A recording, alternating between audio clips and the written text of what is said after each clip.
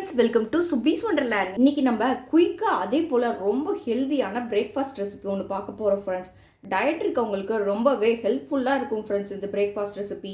ஓட்ஸும் எக்கையும் வச்சு சூப்பரான oats egg omelette பண்ண போகிறோம் ஃப்ரெண்ட்ஸ். கண்டிப்பாக நீங்களும் ட்ரை பண்ணி பாருங்கள். இந்த தருணத்தில் சப்ஸ்கிரைபர் ஆகிய உங்களுக்கோ ஃபியூச்சர் சப்ஸ்கிரைபர்களுக்கோ என்னுடைய நன்றி கலந்த வணக்கத்தை தெரிவித்துக்கொண்டு இப்போ ஓட்ஸ் எக் ஆம்லேட் எப்படி பண்ணலாங்கிறத பார்ப்போம் வாங்க ஃப்ரெண்ட்ஸ்.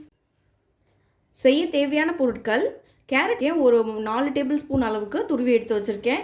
ஓட்ஸ் அதே போல் ஒரு 4 டேபிள் ஸ்பூன் அளவுக்கு ஓட்ஸ் எடுத்து வச்சுருக்கேன். தேவையான அளவு உப்பு, மஞ்சள்தூள் 1 சிட்டிகை இருந்தால் போதும். 1/2 டேபிள் ஸ்பூன் பெப்பர் தூள், கறி லீவ்ஸ் கொஞ்சம் கட் பண்ணி எடுத்து வச்சுருக்கேன். 2 முட்டை, லார்ஜ் சைஸ் ஆனியன் கட் பண்ணி எடுத்து வச்சுருக்கேன். இது ஒரு 4 டேபிள் ஸ்பூன் அளவுக்கு கட் பண்ணி எடுத்து வச்சுருக்கேன். தக்காளி அதே போல் சின்ன சின்னதாக கட் பண்ணி எடுத்து வச்சுருக்கேன். 2 டேபிள் ஸ்பூன் அளவுக்கு கட் பண்ணி எடுத்து வச்சுருக்கேன். இப்போ ஓட்ஸை நம்ம ஃபைன் பவுடராக அரைச்சி எடுத்துகிட்டு வந்துக்கலாம். ஓட்ஸை அரைச்சி எடுத்துகிட்டு வந்தாச்சு. ஃபைன் பவுடராக அரைச்சி எடுத்து வச்சுருக்கேன். இது தனியாக எடுத்து வச்சுக்குவோம். இப்போ ஒரு மிக்சிங் பவுலில் நம்ம கட் பண்ணி வச்சுருந்த கேரட், கட் பண்ணி வச்சுருந்த ஆனியன், இதே போல் தக்காளி, கறி லீவ்ஸ் கொஞ்சம், இது கூட நம்ம பவுட்ரு பண்ண ஓட்ஸ் ஆட் பண்ணிக்கலாம்.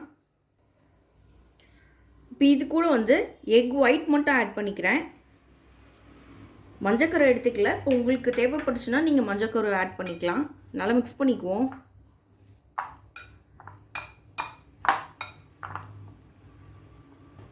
இப்போ இது கூட நம்ம மிளகுத்தூள், சும்மா ஒரு பிஞ்ச் ஆஃப் மஞ்சள் தூள் ஆட் பண்ணிக்கலாம். இப்போ தேவையான அளவு உப்பு, இது எல்லாத்தையும் சேர்த்ததுக்கப்புறமா நம்ம கொஞ்சமாக தண்ணி ஆட் பண்ணிக்கிறேன். நல்லா மிக்ஸ் பண்ணிக்குவோம்.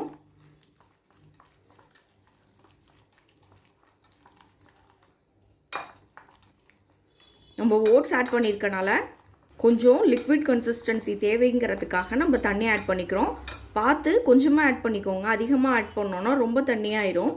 நம்மளுக்கு அந்த ஆம்லேட்டோடைய ஸ்ட்ரக்சர் வராது. அப்புறமா ரொம்ப லிக்விட் ஆயிடுச்சுன்னா.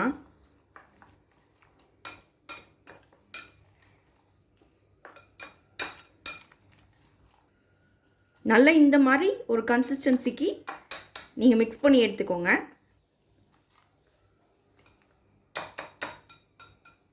இப்போ இதை தனியாக எடுத்து வச்சுக்குவோம்.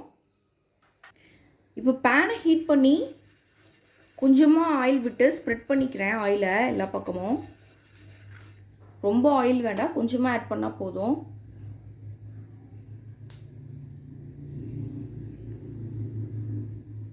இப்போது நம்ம மிக்ஸ் பண்ணி வச்சுருந்த ஓட்ஸ் எக் மிக்சரை இது கூட ஆட் பண்ணிக்கலாம். நல்லா ஈவனாக ஸ்ப்ரெட் பண்ணிக்குவோம்.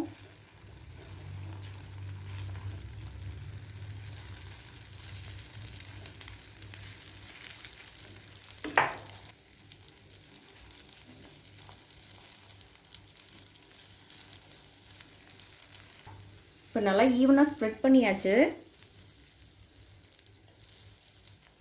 இப்போ ஒரு லிட்டு வச்சு க்ளோஸ் பண்ணிக்கலாம். ஒரு 2 மினிட்ஸ் நல்லா வெந்து வரட்டும்.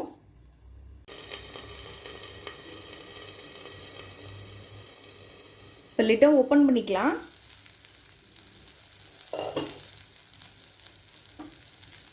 மேலேயே நல்லா வெந்து வந்துடுச்சு. இப்போ திருப்பிக்குவோம்.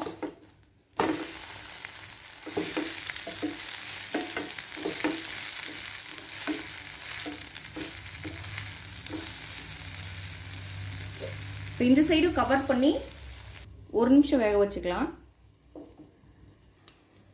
லிட்டை ஓப்பன் பண்ணி பார்த்துடலாம். வாவ், ரொம்ப சூப்பராக வந்துடுச்சு. இப்போ ஃப்ளேம் ஆஃப் பண்ணிக்கலாம். இப்போ ரொம்பவே ஹெல்தி அண்ட் டேஸ்டியான ஓட்ஸ் எக் ஆம்லேட் ரெடி ஆயிடுச்சு ஃப்ரெண்ட்ஸ். இதை ஒரு பிளேட்டுக்கு மாற்றி எடுத்துகிட்டு வந்துக்கிறேன். இப்போ ரொம்பவே ஹெல்தி அண்ட் டேஸ்டியான ஓட்ஸ் ஆம்லேட் ரெடி ஆயிடுச்சு ஃப்ரெண்ட்ஸ். இந்த ரெசிபி உங்களுக்கு பிடிச்சிச்சுன்னா எங்கள் சேனல் லைக் பண்ணுங்கள், ஷேர் பண்ணுங்கள், சப்ஸ்கிரைப் பண்ணுங்கள், உங்கள் கருத்துக்களை கமெண்ட் பண்ணுங்கள். மீண்டும் இன்னொரு நல்ல ரெசிபியோட உங்களை மீட் பண்ணுறேன். அதுவரை உங்களிடம் விடைபெறுவது சுபீஸ் வண்டர்லேண்ட். தேங்க்யூ.